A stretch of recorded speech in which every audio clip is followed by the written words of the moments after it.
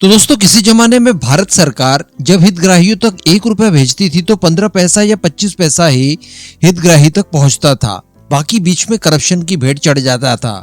और इस बात को कोई मैं ऐसे ही नहीं कह रहा हूँ, ये बात खुद हमारे पूर्व प्रधानमंत्री स्वर्गीय राजीव गांधी जी ने एक बार कही थी। तो अल्टीमेटली इस लेवल के करप्शन से लेकर आज का दौर देख लीजिए कि आज सभी हितग्राहियों को उनके हक का 100% पैसा उनके खातों में मिल रहा है।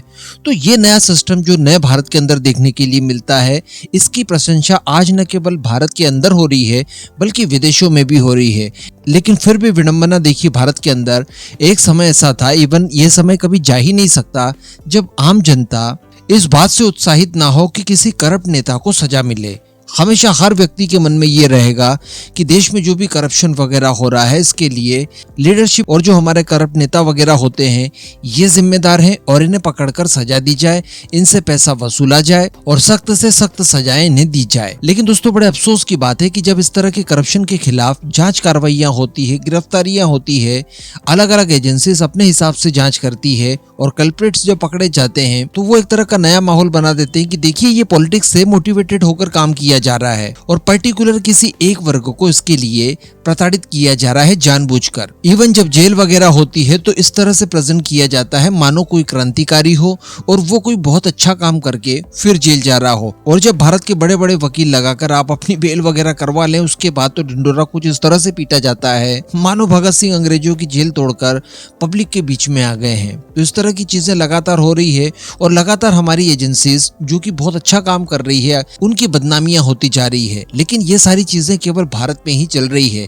विदेशों में ऐसा नहीं है। आप सभी ये जानते होंगे कि ब्लैक मनी हो या फिर टेरर फाइनेंसिंग हो, इन सब के ऊपर नजर रखने वाली एक संस्था FATF ये पिछले कुछ समय से भारत द्वारा किए गए कामों को लेकर बहुत ज्यादा प्रशंसा कर रही है।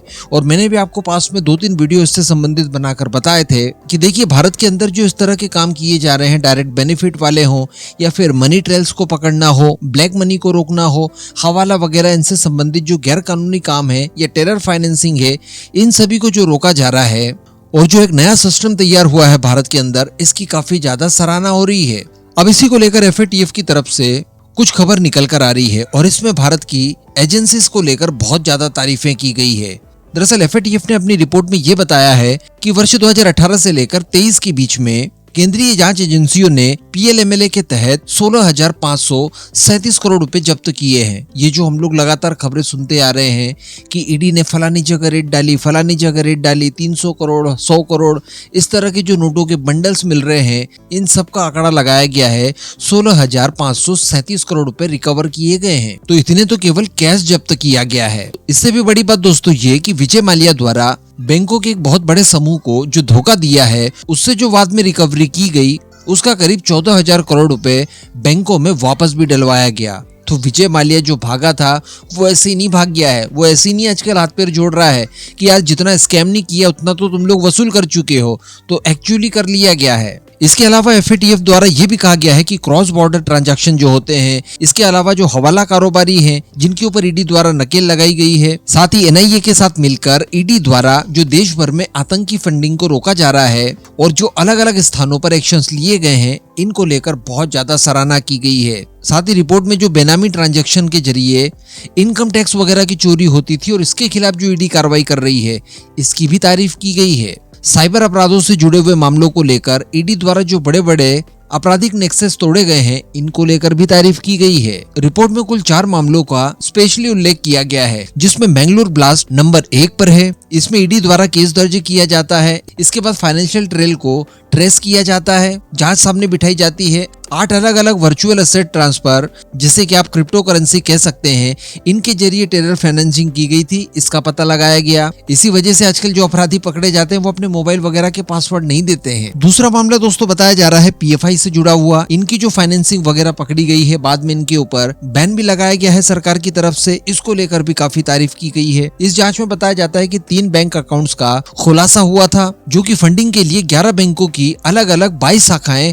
खोलकर स्पेशली इसमें फंडिंग वगैरह की गई थी। तो ईडी ने इनका पूरा पर्दाफाश कर दिया। इसके बाद तीसरे नंबर पर विजय माल्या का केस आया, जैसा कि मैंने आपको विस्तार से बताई दिया, क्योंकि ये मामला काफी यूनिक था। इसमें विजय माल्या यूके भाग गया है और यूके की कोर्ट द्वारा काफी कोशिशें की गई मामले को लेट लतीफ करने के लिए, लेकिन इन सब के बावजूद पॉजिटिव रिजल्ट निकला। जितना उसने खाया नहीं उससे ज्यादा उससे भरवा लिया गया है। अब चौथा सबसे इम्पोर्टेंट केस वो था जम्मू कश्मीर के अंदर टेरर फंडिंग को रोकना। एनआईए ने वर्ष 2017 में लश्कर हो, जैश ए मोहम्मद हो, हिजबुल मुजाहिदीन हो, ऑल इंडिया हुर्रियत कॉन्फ्रेंस हो, इन सभी के खिलाफ एफआईआर दर्ज की। ईडी के द्वारा अलग अलग तरीके से इनकी टेरर फंडिंग की जांच वगैरह की, मनी ट्रेल के खुलासे किए।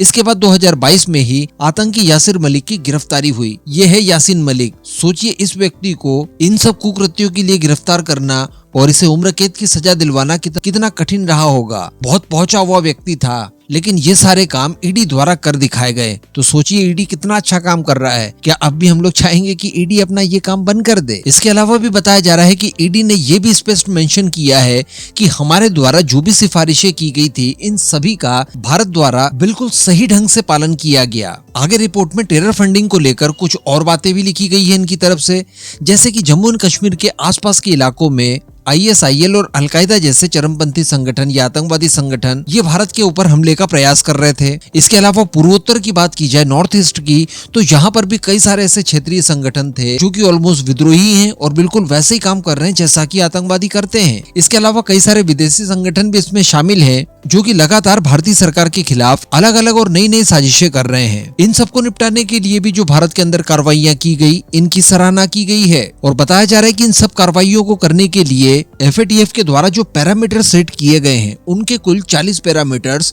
भारत की सरकार ने उठाए और इन्हीं पैरामीटर्स के साथ ही काम किए। यानी यहाँ पर अमानवीयता भी किसी तरह की कोई वापरी नहीं गई। सारे जो काम किए गए वो FATF के पैमानों के अनुसार किए गए, स्टैंडर्ड वैल्यूज के साथ। हालांकि एक मामले में थोड़ा सा हम लोग पिछड़ जरूर गए हैं और वो है पाकिस्तान का ग्रे लिस्ट से बाहर निकल जाना। वो अमेरिका की मदद की वजह से हुआ, हम सभी जानते हैं, और भारत से बदला लेने के लिए ही अल्टीमेटली ये सारे काम उनकी तरफ से किए गए हैं। लेकिन अगर डोनाल्ड ट्रंप आ जाते हैं इन फ्यूचर तो वो भी वापस से हो जाएगा। इवन इस बार तो इनके लिए बिल्कुल ग्रे लिस्ट पक्की पड़ी है, समझ लीजिए।